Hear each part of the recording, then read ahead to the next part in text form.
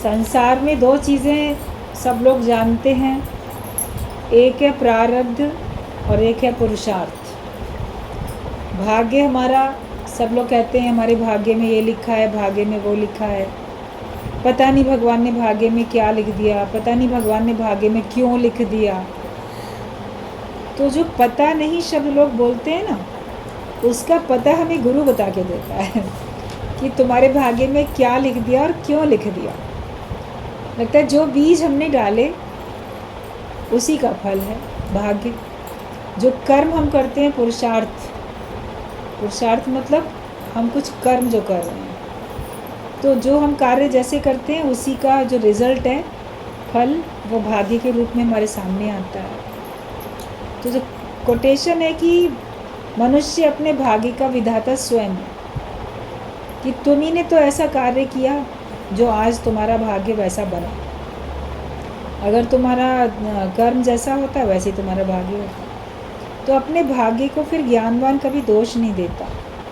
वो ये जानता है कि मेरे से ही कुछ अच्छा या बुरा जो भी हुआ, तो उस अच्छे के कारण से मुझे सुख है, बुरे के कारण से मुझे दुख है, उसको पता चल जाता। अब चूँकि मनुष्य सभी सुख चाहते हैं, दुख तो कोई भी नहीं चाहता, इसलिए जब पता लग जाता है उसके बाद सब अपने कर्मों के प्रति सुजाग हो जाते हैं, सावधान हो जाते हैं और अच्छा ही कार्य करते हैं। अपने मन से, अपने वचन से, अपने शरीर से, कर्म से अच्छा ही अच्छा ज्ञानी करता है। भगवान का भक्त भी अच्छा ही अच्छा करता है, वो कुछ भी बुरा नहीं करता। कहते कोई भी बुरी बात उसके सामने आती है तो वो उसको भी अच्छे नमूने करके ले लेता है और अपना नुकसान नहीं होने देता। दूसरे को बदल सकते हो तो बदलो, नहीं बदल सकते हो तो अपने को बदल लो। और सबसे अच्छा है कि मनुष्य को भगवान ने कर्म करने का अधिकार दिया, तो वो कर्म करे। लोग कहते हैं भगवत गीता कर्म सिखाती है, तो कौन सा कर्म सिखाती है, ये बात भी तो हमको पता होनी चाहिए कि कौन सा कर्म सिखाती है। भगवत गीता हमको सकामी कर्मों में उलझाती नहीं है, लेकिन वो हमको निष्काम कर्म सिखाती है। कर्म ऐसा करो जिसमें तुम्हें फल की इच्छा ना हो और कर्म करने का कर्तापना ना हो, करने का अभिमान ना हो। मैं कितना श्रेष्ठ हूँ, मैं इतना अच्छा करता हूँ, या मैंने ये किया, मैंने वो किया। आपका मन बताता रहता है, आप दुनिया को ना बताओ, आपका मन बताता है आपने क्या किया क्या नहीं किया। तेरी कर्म कहानी तेरी आत्मा ही जाने, परमात्मा ही जाने। तो तुम्हारी आत्मा परमात्मा ही जानती है तुम्हारी कर्म कहानी। भगवान से कोई भी चीज़ छिपी नहीं है और तुमसे स्वयं से कोई चीज़ छिपी नहीं है। इसके लिए हमें अपने कर्मों के प्रति बड़ा सुजाग और सावधान रहना है।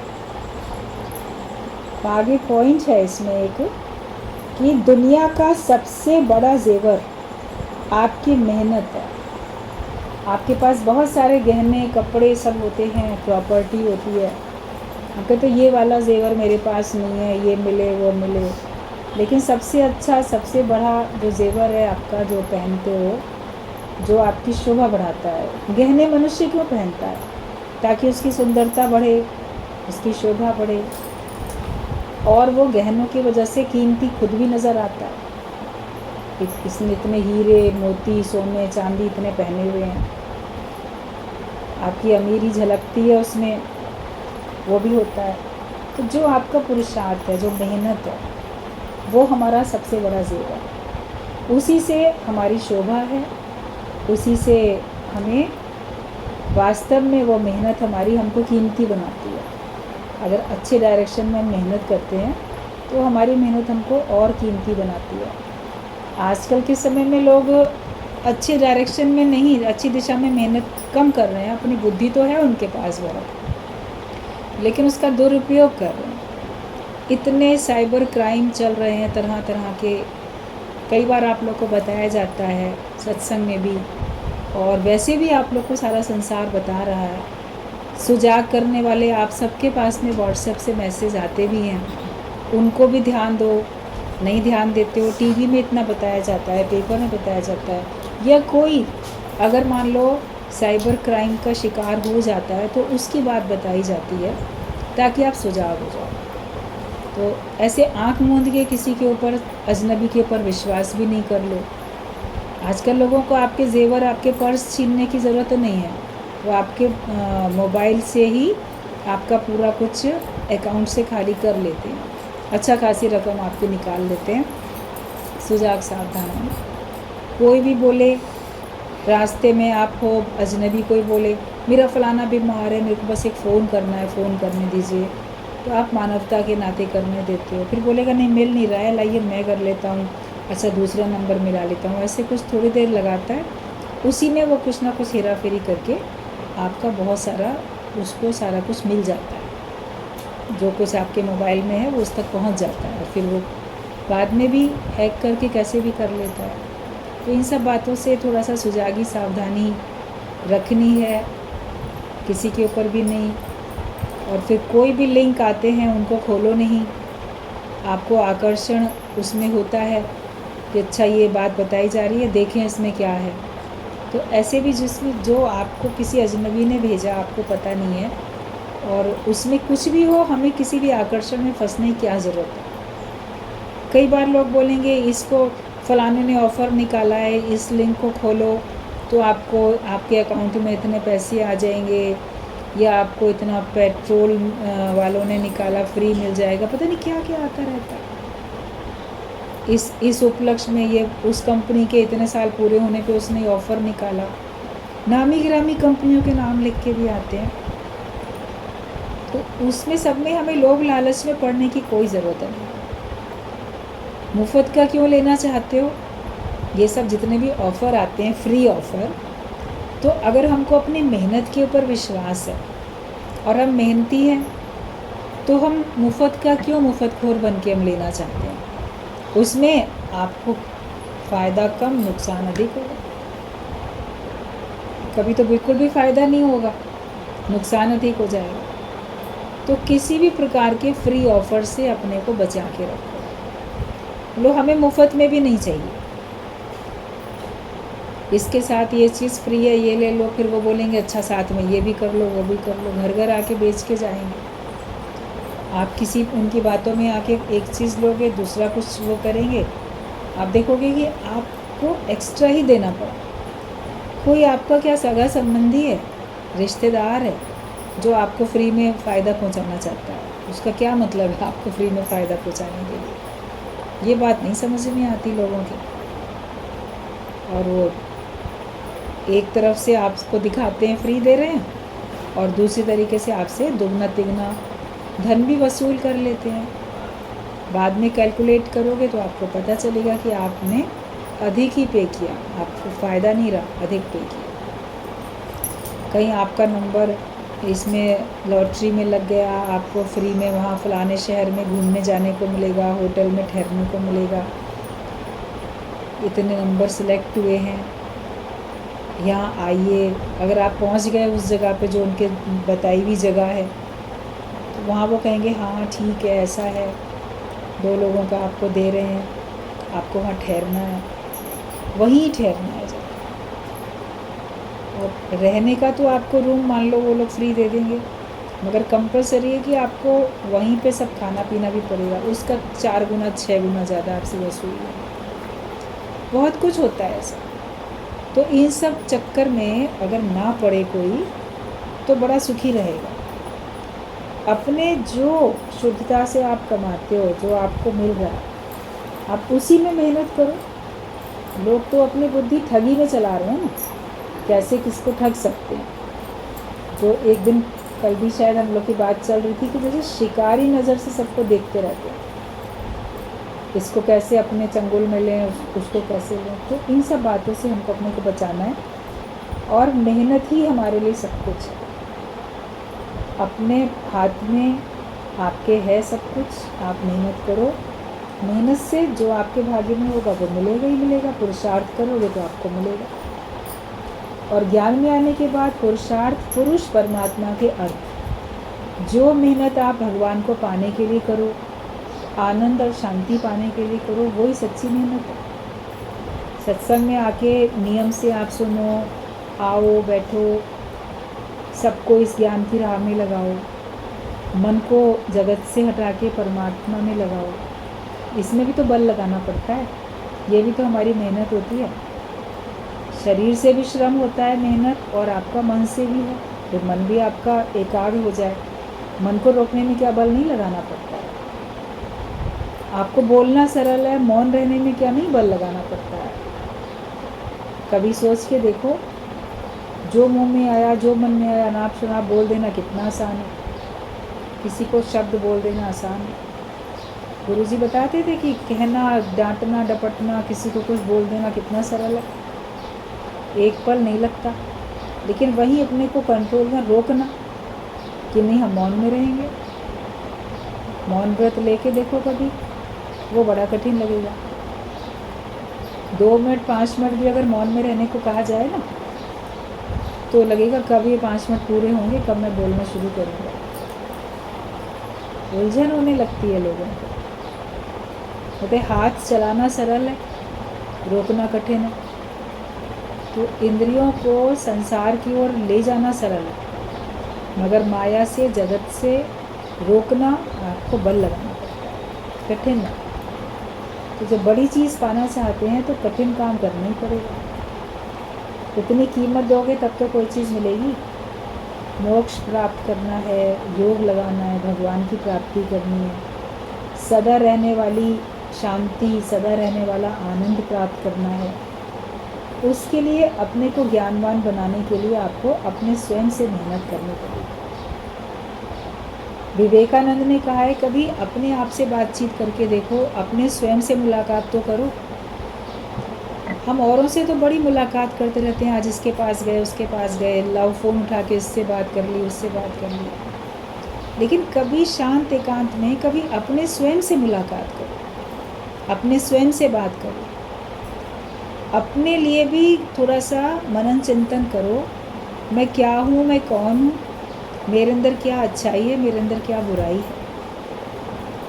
जब अपना आप आत्ममंथन ऐसे करोगे, विश्लेषण करोगे, बिल्कुल न्यूट्रल होके, जैसे आप अपने को जो कुछ मानते हो, अभी अज्ञान है तो अपने को जीव मानते हैं, नाम रूप मानते हैं, जगत में लिप्त अपने को जानते हैं, पदार्थों की बड़ी चाह भी है, सब कुछ है। आप जैसे हो, थोड़ी देर के लिए मान के चलो वो कोई और है। जो आप अपने को मानते हो उसको अपने से अलग जानो, और अपने से अलग जान के और फिर अलग अपने को रख के और केवल एक विचार करो, देखो केवल कि ये कोई और व्यक्ति है, ये सवेरे से उठ के रात तक ऐसा ऐसा सोचता है, ऐसा ऐसा करता है, इसके अंदर ये अच्छाइयाँ हैं तो इसके अंदर ये कमियाँ भी हैं। अपनी अच्छाई अपनी बुराई खुद भी तो जांचो।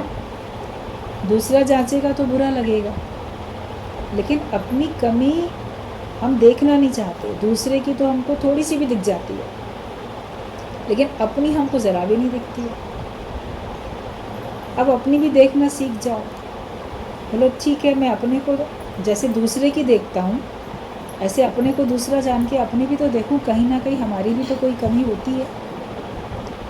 ताली 2 हाथ से नहीं बजती, कोई कहेगा 2 हाथ से नहीं बजती ताली, एक ही हाथ से बज जाती। तो एक हाथ से चुटकी बज जाएगी, 2 हाथ से तो ताली तो दोनों ही हाथ से बजेगी। फिर उसको ताली थोड़ी कहेंगे अगर एक हाथ से आप बजा रहे हो। तो कहीं ना कहीं आप दूसरा किसी कारण से दोषी है, जिम्मेदार है आपको कष्ट पहुंचाने के लिए, तो कहीं ना कहीं आप भी जिम्मेदार हो। उसका कोई और तरीका है आपको कष्ट पहुंचाने का, आपका अपना स्वयं का कोई और तरीका है अपने स्वयं को कष्ट पहुंचाने का। हम अपने ख्यालों से ही अपने को दुखी करते रहते हैं, गलत सोच रख के, गलत व्यवहार करके, गलत वाइब्रेशंस डाल के, गलत कर्म करके, क्योंकि ये जग कर्मों की खेती है, जो बीजोगे सो पाओगे। इसके लिए कर्मों पे सावधानी और पुरुषार्थ हमारा देव है। भगवान को पाने का पुरुषार्थ करोगे तो आपसे बुरे काम होंगे ही नहीं, अच्छाई की तरफ चलोगे, और फिर व्यवहार भी आपका ठीक, परमार्थ भी ठीक, सभी कुछ हमारा ठीक ठीक होगा। अपने से मेहनत, बातचीत अपने से, मेहनत अपने से। तो अपनी कमी अगर हमें खुद दिख जाएगी तो उसको फिर हम दूर भी करने की कोशिश करें। जब नहीं दिखती है तो नहीं दूर करते, लेकिन जब अपनी कमी अपने को पता चल जाए फिर उसको रहने मत दो। फिर उसको बोलो कि नहीं, ये मेरी कमी मुझे पता चली है, ये है मेरे अंदर वास्तव में, उसको मुझे निकालना है। एक एक भूल अपनी, एक एक दोष आप जांच के निकालने लगो तो आपकी तो आत्म में स्थिति हो ही जानी है। आप तो जीव भाव से ऊपर उठ जाओगे, ज्ञानवान बड़ी जल्दी हो जाओगे। दूसरे को कहने का मौका क्यों दिया जाए, अपने से अपनी मेहनत हो जाए। बड़ी क्लास में बच्चे आते हैं, वो खुद मेहनत करके पढ़ाई करते हैं। छोटे बच्चों को तो ज़बरदस्ती धकेल के स्कूल भेजना पड़ता है, जाओ जाओ स्कूल जाओ पढ़ो। वो कहते हैं नहीं आज नहीं जाएंगे, मन नहीं है, ऐसा वैसा। तो उस समय तो उनको नहीं पता चलता है कि हम क्यों जाते हैं, लेकिन जब बड़े होते हैं तो लगता है कि कितना अच्छा हुआ हमारे मम्मी ने पापा ने हमको स्कूल भेजा, परिवार वालों ने भेजा, हम कितने होशियार बन गए, कितने समझदार बन गए। अब हमने अच्छी सी पढ़ाई कर ली, आगे हमको बड़ी अच्छी नौकरी मिल जाएगी, हमको अच्छे पैसे मिलेंगे, खूब मर्ज़े से खर्च करेंगे। बाद में समझ में आता है ना, या बड़ी पोजीशन पे होंगे, सब लोग हमको सलाम करेंगे, हम बड़ी पद पे पहुंचेंगे। पढ़ाई की इम्पोर्टेंस बड़े होने पे पता चलती है, बचपन में नहीं लगती।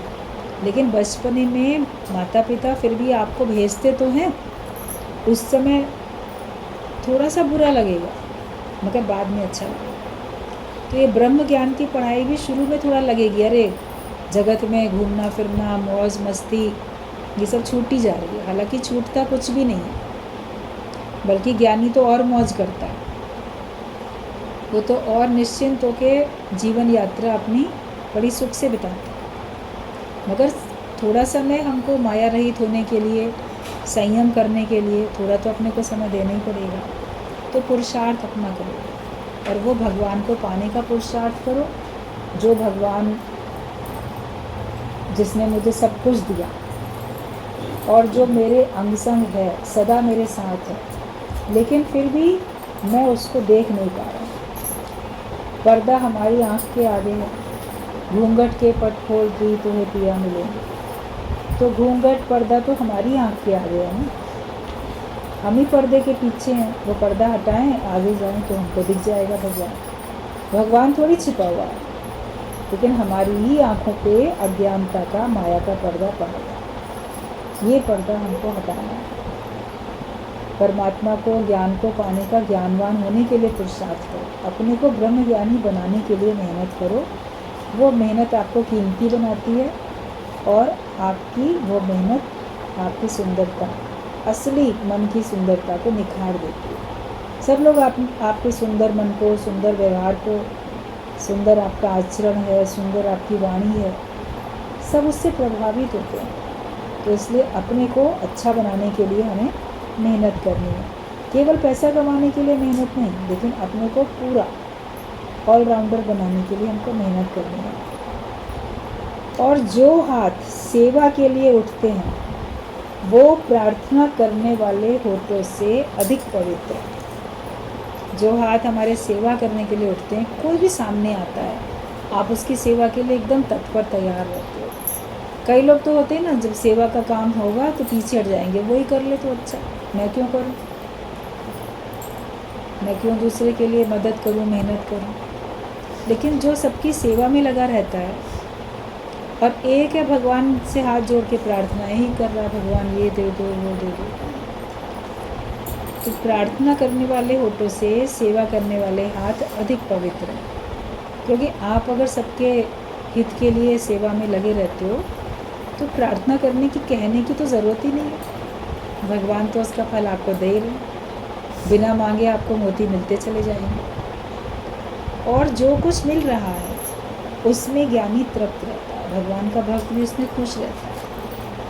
अभी मीराबाई की इतनी बात गुरुजी ने बताई, कोई नई बात नहीं है, सभी लोग की जानी पहचानी सुनी बात है। मीराबाई का जन्म से लेके अंत तक का सारा जीवन, सारा उनका जो भी कार्य था, उसके बारे में सभी लोग जानते हैं। लेकिन फिर भी वैसे भाव कहाँ रख पाते हैं, खुद मीरा होना कहाँ चाहते हैं। मीरा के गीत गाना, उसके भजन, उसके पद गाना, दोहे गाना सब वो अच्छा लगता है, लेकिन स्वयं मीरा बनना किसी को भी पसंद नहीं आता कि नहीं हमको तो अभी सारा कुछ चाहिए। उसने तो बोला मेरे तो गिरधर गोपाल दूसरा न कोई। तो हमारे लिए मेरा मेरा कौन कौन है, कितने लोग मेरे मेरे हैं? क्या हमारा मन ये कहता है कि नहीं मेरा सिर्फ एक भगवान है और मेरा कोई नहीं, भगवान के अलावा कोई नहीं है मेरा। तो जब किसी और को मेरा नहीं मानेंगे तो हम उसमें अटकेंगे भी नहीं, आसक्त भी नहीं होंगे, तो छूट गए, फिर जन्म मरण के चक्कर से ही छूट गए। मेरा माना तो उसमें हम बंधन में आते चले गए। सर्व को भगवान जान के सेवा और प्रेम होता है, लेकिन मेरा नहीं है। ज्ञानी के अंदर से मेरा कहने का भाव खत्म हो जाता है, वो मेरा की जगह पे मैं ही तो हूँ पक्का कर लेता है। इस रूप में भी मैं हूँ, इस रूप में मैं हूँ, इस रूप में मैं। सर्व मम रूप है, ये उसका पक्का हो जाता है। मेरा मतलब मुझसे अलग है और मैं ही हूँ मतलब उस रूप में भी तो मैं ही तो द्वैत खत्म हो जाता है। द्वैत दिखते हुए भी द्वैत नहीं रहता। तो सब जगह अपने आप को देखो, अपने आप को देखोगे तो आपका सबसे प्यार ऑटोमेटिक हो जाएगा, क्योंकि अपने स्वयं से तो मनुष्य को सबसे अधिक प्यार होता है। अपने सुख के कारण ही तो मनुष्य सबसे प्रेम करता है संसार में। स्वार्थ है हर एक के अंदर में, वो पहले अपने सुख के लिए करते हैं। ज्ञान से निस्वार्थ होते हैं तो सबके सुख के लिए करते हैं, और उसमें भी दूसरे पे एहसान नहीं, क्योंकि उस रूप में मैं ही हूँ। एक रूप में मैं जागा हुआ हूँ, दूसरे रूप में मैं ही सोया हुआ हूँ। तो किसी सोए हुए को मैंने आवाज़ देके उठाया, जगा दिया, उसको मार्ग बता दिया, भूले को रास्ता दिखा दिया। तो दूसरा नहीं था, वो भी मैं ही था। जैसे मैंने अपने को ही जगाया, आत्म जागृति में अपने को ही लेके आया, और अपने को ही, जब मैं ज्ञान का मार्ग, भगवान का मार्ग भूल चुका था, मैंने अपने को ही मार्ग दिखाया। तो किसके ऊपर क्या एहसान है? आप हर बंधन से छूट जाओगे। अगर मैं ही तो हूँ पक्का कर लिया तो आप हर बंधन से छूटोगे। मेरा मेरा जो है वो आपको घेरे में ले आता है, चारों तरफ से एक घेरा बन जाता है, मेरे का घेरा हो जाता है। उसमें घिर गए आप, दुख में सुख में सब में घिर गए। उससे अपने को छुड़ाओ, सेवा के लिए तत्पर रहो। जैसी भी सेवा आपके सामने आती है और जिस सेवा के लिए आप लायक हो, आप कर सकते हो, उससे फिर मुख नहीं मोड़ना चाहिए। अगर आपने सेवा करने का ठान लिया और आपके सामने कार्य आ भी रहा है, उसको आप मैं ही हूँ समझ के करते हो, मेरा समझ के नहीं, मैं ही तो हूँ, अपने ही लिए कर रहा हूँ, ये समझ के करते हो, तो आप मुक्त हो, कार्य करते हुए मुक्त हो। अगर हम स्वार्थ रखते हैं तो स्वार्थ में अच्छाइयाँ ऐसे खो जाती हैं जैसे समुद्र में नदियाँ। तो अगर स्वार्थी बनोगे तो स्वार्थ रखने से आपके अंदर थी तो बहुत सारी अच्छाइयाँ, लेकिन वो अच्छाइयाँ गुम हो जाती हैं। जैसे समुद्र में नदियाँ चलेंगी, फिर नदियाँ गुम हो गई, फिर तो समुद्र दिखाई देगा। तो हमारे अंदर अगर स्वार्थ आ जाता है तो स्वार्थ ही लोगों को दिखता है। फिर स्वार्थी व्यक्ति का स्वार्थ ही तो प्रकट हो जाता है। फिर उसमें बड़ी सारी अच्छाइयाँ भी हैं, उसकी अच्छाइयों को कोई नहीं देखता, अच्छाइयों को कोई ध्यान भी नहीं करता, ना देखे ना उसका वर्णन करे।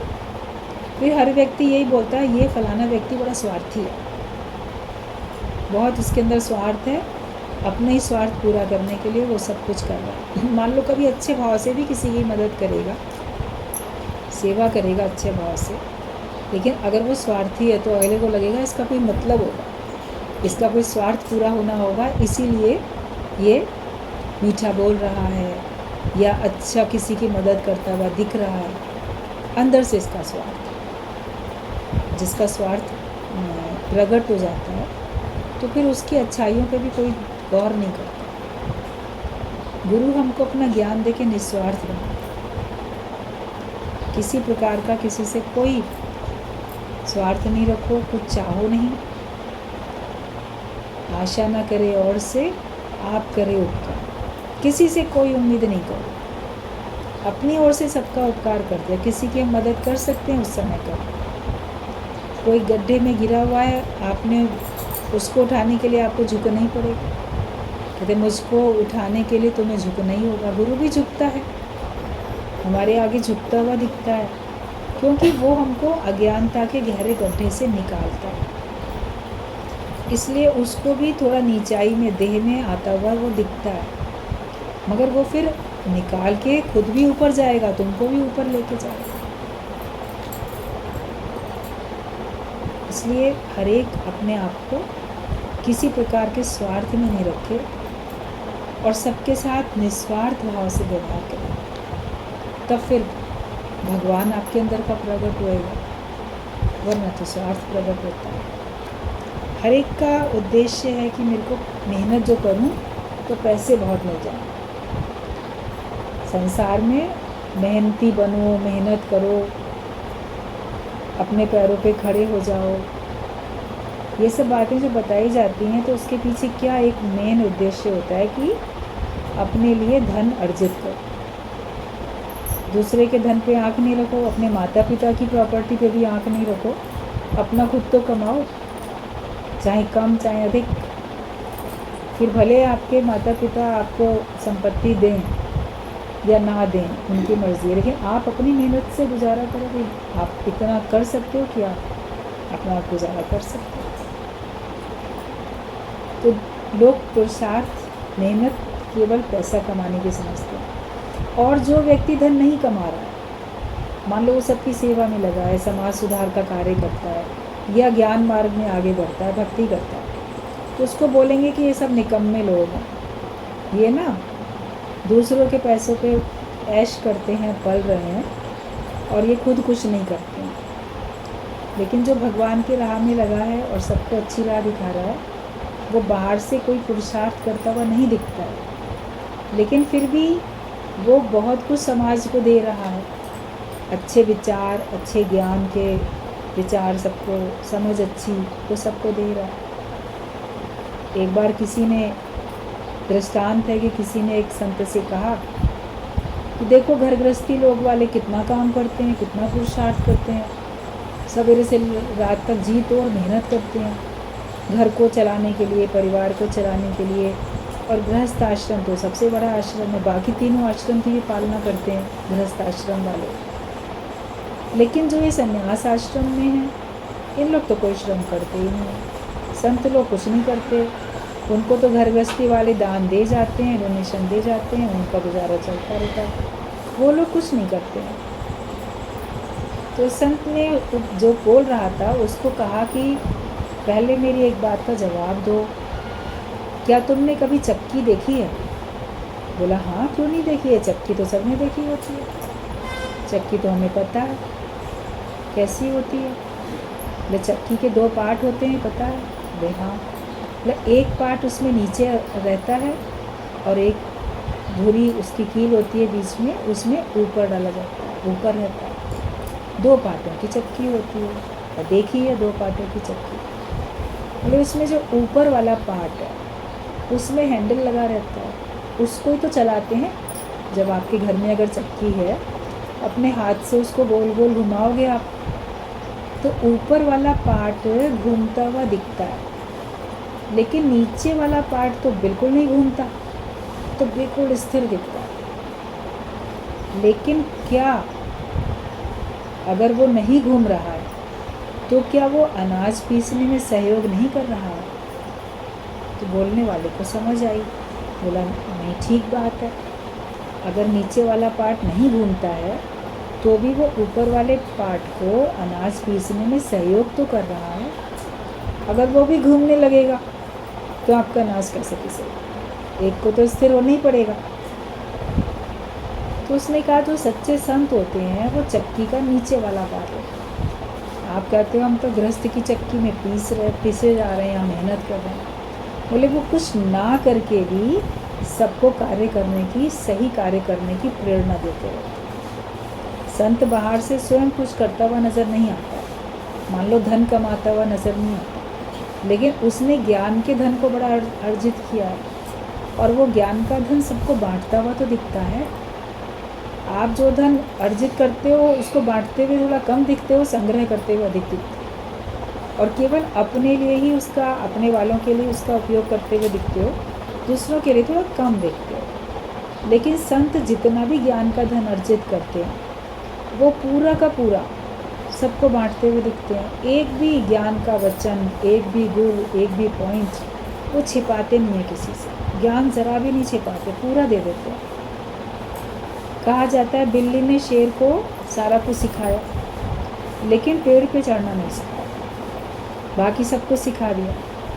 और जब उसने कहा कि हाँ तुमको सब ट्रेनिंग मैंने दे दी, सिखा दिया तुमको, तो शेर जो था फिर बिल्ली को ही झपट के खाने के लिए आया। वो चढ़ गई एकदम पेड़ के ऊपर। कहता है अरे वाह बिल्ली मौसी, तुमने पेड़ पे चढ़ना तो मुझे सिखाया ही नहीं। तो कहती इसीलिए तो नहीं सिखाया था, वरना तू मेरे को खा नहीं जाता। एक गुर तो मैं छिपा के रखूँगी ना अपनी सुरक्षा के लिए।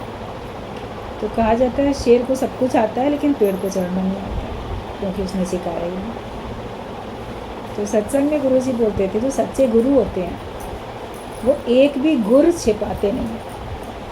बिल्ली ने तो एक गुर छिपा लिया पेड़ पे चढ़ने की कला, लेकिन सच्चा संत वो भी बता देता है, कुछ भी अपने लिए नहीं रखता, क्योंकि वो खुद भी आत्मा में है जहाँ उसका कोई नुकसान नहीं कर सकता, कोई शत्रु उसका नुकसान नहीं कर सकता। वो दूसरे को भी उसी आत्म पद में पहुँचा देता है जहाँ कोई भी उसका नुकसान नहीं कर सकता। तो हमें जब ऐसा अच्छा ज्ञान मिला तो फिर हमें किसी बात के लिए परेशान होने की क्या ज़रूरत है। आप अपने ज्ञान के धन को और इकट्ठा करो, आगे बढ़ो, मजबूत होके रहो, और यही ज्ञान का धन सब में बांटो। हर एक के कार्य अलग अलग होते हैं। मार्केट में जाओ, सबकी दुकानें अलग अलग हैं। किसी ने कपड़ों की दुकान खोली, किसी ने मिठाई की दुकान खोली, किसी ने जूते चप्पल की दुकान, सबकी अलग अलग है और सबकी आवश्यकता भी है। ऐसी संसार में सभी तरह के लोगों की आवश्यकता है, सभी से मिलजुल के कार्य चलता है। सारे लोग एक सा बिजनेस थोड़ी करते हैं, लेकिन सभी की ज़रूरत होती है। मगर सबसे अधिक आवश्यकता ज्ञान के धन की होती है। ये व्यापार विरला व्यापार। गुरु नानक देव ने बोला कि ये व्यापार जो है विरला व्यापार, कोई विरला इस व्यापार को करता है। संतों से लेना देना ज्ञान का करके, संतों से आनंद का लेना देना करके वो वही बांटता रहता है। संत ना होते जगत में तो जल मरता संसार। सब ईर्ष्या द्वेष में, दुख की अग्नि में जल के ही खत्म हो रहे थे। लेकिन शीतलता तो गुरु ही देते हैं, सच्चे संत हमको देते हैं। तो उसका सहयोग है, मगर लोगों को अपना छोटा छोटा सहयोग दिखता है। गुरु का दिया हुआ बड़ा जो सहयोग है, समझ, तो विवेक खुलने के बाद ही दिखती है, पहले से नहीं दिखती है। जब जिसका विवेक खुलेगा उसको समझ नहीं आएगा। नहीं खुलता है तो जो जैसी समझ रखता है वो वैसे ही चलता रहता है, जो जैसा भाव जगाए वो वैसे ही करता है। हमको अच्छा भाव अपना रखना। तो केवल धन इकट्ठा करने का पुरुषार्थ नहीं है, अपने को सर्वगुण संपन्न करने का पुरुषार्थ है, अपने को ब्रह्माकार वृत्ति में रखने का पुरुषार्थ है, अपने को हर समय आत्माकार स्थिति में, ब्रह्माकार वृत्ति में रखने का ये पुरुषार्थ होता है। इस पुरुषार्थ में हमेशा अपने को लगाए रखो। इसमें कभी भी सुस्ती और आलस्य हमारा नहीं होना चाहिए। धन अगर इकट्ठा कर भी लिया तो धन से मिलेगा क्या? कुछ चीज़ें लिखी हुई हैं कि धन से क्या मिल सकता है और क्या नहीं मिल सकता है। तो बताया गया है कि धन से पुस्तक मिलती है किंतु ज्ञान नहीं मिलता। पैसों से किताबें तो बहुत खरीद के लाइब्रेरी बना सकते हो, लेकिन उससे ज्ञानी थोड़ी बन जाओगे, ज्ञान नहीं मिलेगा। रीडिंग लगा के भी छोड़ दोगे, मान लो पढ़ने का शौक़ है, रीडिंग लगाई छोड़ दो, लेकिन वास्तव में ज्ञानी तो आप जब ज्ञान को जीवन में उतारोगे, पुरुषार्थ करोगे, तब होगा ना। तो पुस्तक से आपको, धन से पुस्तक मिलेगी किंतु ज्ञान नहीं मिल सकता। और हमारे लिए ज्ञान बहुत ज़रूरी है। प्रत्येक कर्म से पहले ज्ञान ज्योति की ज़रूरत होती है। कोई भी कर्म करने से पहले उस कर्म को करने का ज्ञान तो होना चाहिए, तो वो आपके लिए ज़रूरी है। तो धन से पुस्तकें मिलेगी किंतु ज्ञान नहीं मिलेगा। अभी कोई खाना बनाने के लिए रेसिपी कोई बुक खरीद लाए, मगर उसको कैसे बनाना है वो बिल्कुल भी ना पता हो तो उसको कितनी दिक्कत आएगी। पढ़ के भी वही बना पाते हैं जिनको पहले से बनाना आता है। छोटे बच्चे ने, जिसने कभी भी एक बार भी किचन में नहीं गया, एक पहली बार भी उसने आटा नहीं गूंदा, पहली बार उसने कोई भी काम नहीं किया, तो क्या उसको बस किताब दे दो, देखो बच्चे तुम्हें पढ़ना आ गया ना, स्कूल में जाते हो, किताब पढ़नी आ गई, लो ये पढ़ के बना लेना, तो कभी भी नहीं बना पाएगा। सब्ज़ी काटना भी नहीं आ पाएगा, बनाना भी नहीं आ पाएगा, वो तो कोई सिखाएगा उसको तब आएगा। और जब सीख जाता है उसके बाद वो तरह तरह की रेसिपी की बुक्स लेके आराम से बनाता रहता है, नई नई रेसिपी खुद भी तैयार करता रहता है। तो धन से पुस्तक मिलती है किंतु ज्ञान नहीं मिलता। धन से आभूषण मिलता है किंतु रूप नहीं मिलता। आपको बड़े गहने आभूषण तो मिल जाएंगे धन से, लेकिन आपको सुंदरता थोड़ी मिलेगी। जो नैन नक्श रंग रूप आपको भगवान ने दे दिया, आपका वही रहेगा, वो नहीं बदल जाएगा। भले आप थोड़ा बहुत अपना मेकअप करके, हेयर स्टाइल चेंज करके अपने को अच्छा दिखाने की कोशिश कर सकते हो, मगर रहेगा तो वही। जब ज्ञान हमारे पास है, आत्मविश्वास हमारे पास है, तो हम सुंदर हैं। सत्य हमारे पास है तो हम सुंदर हैं। फिर हम चाहे कैसे भी रंग रूप वाले हैं, कैसे भी हम नैन नक्श वाले हैं। अष्टावक्र मुनि थे, 8 जगह से तो कुबड़ निकला हुआ था उनके शरीर में, 8 जगह से टेढ़े मेढ़े थे। किसी के तो पीठ में एक ही कुबड़ होता है तो ये कितना ख़राब लगता है वो देखने में। जो 8 जगह से टेढ़ा मेढ़ा हो और चले तो ऐसे लगे पता नहीं कैसा हाला चाला आ रहा है, कैसे चल रहा है, कोई हंसी आएगी ऐसे चलते हुए व्यक्ति को देख के। लेकिन उनके पास ज्ञान था, तो ज्ञान की सुंदरता थी ना उनके पास। तो धन से आपको आभूषण मिल जाएंगे मगर रूप नहीं मिलेगा।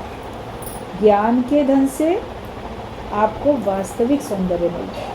तो सच्ची सुंदरता है वो आपको ज्ञान के धन से मिल जाती है। तो बाहर का जो धन है वो गहने कपड़े दिला सकता है, लेकिन सुंदरता नहीं दिला सकता। और धन से सुख मिलता है किंतु आनंद नहीं मिलता। सुख के साधन तो बहुत हैं, बड़ा आप कंफर्टेबल लाइफ आपको लगेगा कि बड़ी अच्छी है, लेकिन मन का आनंद नहीं है, मन की खुशी नहीं होती। धन से बाहर की सहूलियतें मिल जाएंगी, सुख मिलेगा, दिखेगा कि इसके पास तो बड़ा सुख है, ये तो बड़ा सुखों में जी रहा है, मगर उसके मन में सुख है कि नहीं, उसके मन में अंदर आनंद की अनुभूति है कि नहीं, वो धन से नहीं मिलती है, वो ज्ञान से मिलती है। ज्ञान से ही हमको आनंद आता है। धन से साथी मिलते हैं किंतु सच्चे मित्र नहीं मिलते। जिनके पास पैसा होता है ना, उनके बड़े मित्र दिखते हैं धन के कारण से, बहुत लोग उनके आगे पीछे घूमते दिखेंगे, लेकिन सच्चे मित्र नहीं मिलेंगे। थोड़ी परेशानी आने पे बहुत सारे मित्र आपके इधर उधर हो जाएंगे, विपत्ति आने पे कौन साथ देता है? जो सच्चा मित्र होगा वही साथ देगा। बाकी धन के कारण से आपके पास भीड़ बड़ी इकट्ठी आपको दिखाई देगी, आपको लगेगा मेरे बड़े सब मित्र हैं, मगर वो सब आपके धन के कारण से, आपके कारण से नहीं है। तो धन से साथी मिलेंगे किंतु सच्चे मित्र नहीं मिलेंगे। कि धन से भोजन मिलता है किंतु भूख नहीं मिलती। आप भोजन तो खरीद सकते हो धन से, लेकिन भूख खरीदोगे? किसी को भूख ही नहीं लगती है। किसी बीमार के पास जाओ, वो बोलेगा क्या करें ना, भूख नहीं लग रही है, कुछ भी नहीं खाया जा रहा है, अंदर जाता ही नहीं है। पैसा तो उनके पास बहुत है, खाने के हर तरह के सामान है, डॉक्टर ने भी कोई मना नहीं किया ये नहीं खाओ वो नहीं खाओ, लेकिन उनसे खाया ही नहीं जा रहा। तो धन से थोड़ी भूख मिलेगी। भूख तो आपके अंदर भगवान का हुक्म में अच्छा स्वास्थ्य तो मिल रही है। स्वास्थ्य खराब है, बीमार हो तो आपको भूख नहीं लगती है। जब डॉक्टर के पास जाते हो, डॉक्टर पहले पूछता है भूख लगती है कि नहीं लगती है। उसका क्या मतलब है भूख के लिए पूछना? ताकि पता चले आप कितने बीमार हो। अगर आपको भूख लग रही है वो जानेगा अंदर से ये व्यक्ति थोड़ा ठीक है, स्वस्थ है, तभी भूख लग रही है। और अगर भूख नहीं लग रही, इसका मतलब वो अंदर से बीमार है, उसको अधिक अच्छे ट्रीटमेंट की उसको अभी ज़रूरत है। तो धन से भोजन मिलता है किंतु भूख नहीं मिलती, और धन से दवा मिलती है किंतु स्वास्थ्य नहीं मिलता। सेहत आपकी नहीं बनेगी, धन से आपको दवाइयाँ तो बड़ी इकट्ठी कर लोगे, लेकिन ज़रूरी नहीं है कि आपके पास दवाइयाँ हैं बहुत सारी तो आप स्वस्थ भी होगा, स्वास्थ्य अच्छा है आपका, तो स्वास्थ्य गड़बड़ाया भी रहेगा। अगर नहीं भगवान का हुक्म है तो कोई दवा आपको असर ही नहीं करती है। दवाइयाँ कितनी भी आप रख लो, लेकिन ईश्वर की मर्ज़ी से ही आपको भगवान वो दवाइयों का आपको आपके ऊपर प्रभाव भी डलता है, वरना आपके ऊपर प्रभाव भी नहीं पड़ता। तो धन से दवा मिलती है किंतु स्वास्थ्य नहीं मिलता, और धन से एकांत मिलता है किंतु शांति नहीं मिलती। अब धन से एकांत कैसे मिलता है कि पैसा आपके पास बहुत है, आप कहीं भी जा सकते हो, एकदम शांत एकांत, कहीं गुफा में ऊंचा, कहीं और कोलाहल से, भीड़ से दूर। कोई लोग अपना कोई बड़ा सा जगह खरीद के अपना फार्म हाउस बनवा लेते हैं, तो देखो शांत एकांत में रहेंगे। तो उनके पास धन से वो जैसा चाहें कहीं भी अपना स्थान ठिकाना कहीं बना सकते हैं, और जाके वहाँ पे एकदम आराम से रह भी सकते हैं। एकांत तो मिल गया बाहर से, मगर शांति नहीं मिलती, मन वहाँ भी अशांत। आप कभी अपने घर में रहते हो, मान लो कोई भी नहीं है, आप बिल्कुल अकेले रहते हो, तो कोई कहेगा तुम्हारे पास तो बड़ा शांत एकांत वातावरण, शांत एकांत वातावरण। तो क्या वास्तव में शांत वातावरण है? एकांत तो है, लेकिन आपके मन में शांति नहीं है, आपको बढ़िया शांति है। तो उस एकांत का क्या करें? वैसे बोलेंगे बड़ी भीड़ है, बड़े लोग हैं, बड़ा कोलाहल है, चैन नहीं मिलता, शांति नहीं मिलती, शोर रहता है। लेकिन आपने व्यवस्था ऐसी बना ली कि आपके पास शोर नहीं है। आपने ऐसे चारों तरफ अपने कमरे में खिड़की दरवाजे लगा लिए जिसमें कोई साउंड पॉल्यूशन भी नहीं आता, कोई आवाज़ भी नहीं आती है, और अकेले आप बैठे हो, फिर भी आपके अंदर में शांति नहीं आएगी। वो कब आएगी? धन से एकांत स्थान ले सकते हो, लेकिन शांत मन कैसे होगा? जब सच्चा एकांत होगा। एकांत माना एक की भी अंत, जो तुम एक खुद हो, जब उसका भी खात्मा करो, उसको भी समाप्त कर दो कि नहीं नहीं, तब आपको शांति मिलेगी। मैं हूँ और मैं जीव भाव वाला मैं हूँ, तो कैसे शांति मिल सकती है? सच्ची एकांत वही होती है जहाँ पे हमारी मैं गुम हो जाती है। एक बार एक पिता ने अपने बेटे से कहा, जाओ ज़रा उस कमरे में देख के आओ, कोई है क्या? वो गया कमरे में अंदर, देखा कोई भी नहीं है। कहता पिताजी यहाँ कोई भी नहीं है, खाली है कमरा, यहाँ तो कोई भी नहीं है। तो उसके पिता ने क्या किया, बाहर से दरवाज़ा बंद कर दिया जल्दी से। फिर कहता अरे अरे मैं तो हूँ, मेरे को तो निकालो, मैं तो हूँ। तो वो हंसने लगा पिता, कहता अभी तो तुम कह रहे थे कमरे में कोई नहीं है, हमने बंद कर दिया, अब तुम कह रहे हो मैं हूँ। तो मैं निकले ना, पहले हमारे अंदर की मैं निकले, अब तो हम कहें ना कोई नहीं है, एकांत है मेरे पास, कोई नहीं है, लेकिन हमारी मैं पड़ी है तो कहाँ से हम एकांत में? वही सारे झंझटों का एक मुख्य कारण, मैं से तो पूरा मेरा बन गया, पूरा जगत बन गया, पूरा दुख सुख, पूरा एक संसार तैयार हो चुका है। तो धन से एकांत मिलता है किंतु शांति नहीं मिलती, और धन से बिस्तर मिलता है किंतु नींद नहीं मिलती। आपको बड़े अच्छे अच्छे बिस्तर मिल जाएंगे। उस दिन भजन भी ये लोग गा रहे थे ना कि धन का बिस्तर मिल जाए पर नींद को तरसे नहीं। धन का बिस्तर मिल जाएगा, कोई तो इनके पास किन्हीं किन्हीं लोगों के पास इतनी ब्लैक मनी होती है। कुछ साल पहले ऐसे पेपर में भी था, कौन सा मंत्री था, वो कितने कैश अपने गद्दे में छुपा के उसमें लेट के सोता था, फिर वो भी पकड़ा गया। लोग अब कितना भी छुपा लें। तो आपको धन से बना हुआ बिस्तर भी मिल जाए, बड़ा सुंदर गद्दा आरामदायक मिल जाए, लेकिन अगर आपकी आंखों में नींद नहीं है तो वो धन का बिस्तर भी तो बेकार है। बहुत पैसा है, लेकिन पैसे से आप सुंदर पलंग, सुंदर गद्दा, तकिया, चादर ओढ़ने का सब अच्छा खरीद सकते हो, लेकिन नींद कहाँ से खरीदोगे? वो तो नहीं, नींद तो नहीं मिल सकती। नींद तो आपको भगवान का भाव रखोगे, अंदर में ज्ञान होगा, अंदर में कोई चाहनाएं नहीं होंगी, भगवान के अलावा कोई दूसरे भाव नहीं होंगे, किसी से राग द्वेष नहीं होगा, अच्छे ही कार्य करोगे, बुरे कर्म नहीं करोगे, तो आपको चैन की नींद आएगी। और कभी ना सो सकेगा चैन से तू सता के किसी को।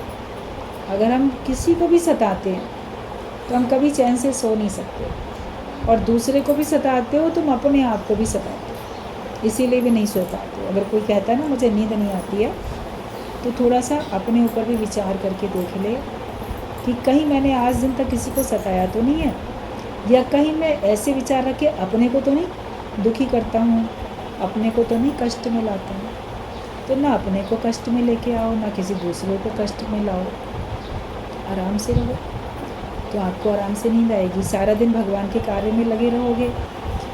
जगत जितना आपके दिल दिमाग में नहीं है उतना आपको चैन है, आनंद है, आपकी नींद भी अच्छी है। जितना आपके दिल दिमाग में जगत भरा है, जगत की बातें घूम रही हैं, तो आपकी नींद भी उड़ जाती है। संसार आया अंदर, मानो कि सब संशय भ्रम आए और हमारा सुख चैन चला गया। लेकिन जब भगवान हमारे अंदर हैं तो स्थिरता, स्थिर मन ब्रह्म, अथिर मन संसार, तो स्थिरता हमारे अंदर होनी चाहिए, तभी हमको सब कुछ मिलता है।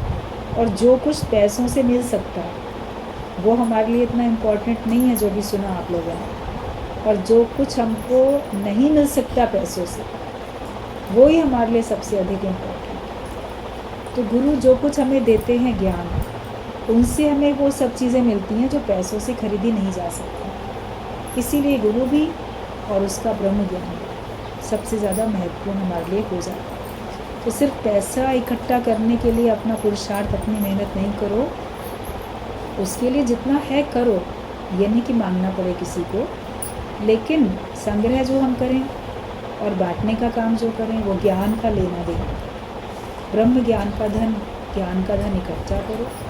यही धन हमारे इस लोक में, परलोक में, हर जगह पे यही धन हमारे काम में आता है। इसी ज्ञान के धन से ही हमको सच्ची सुख शांति मिल जाती है। क्या समझा?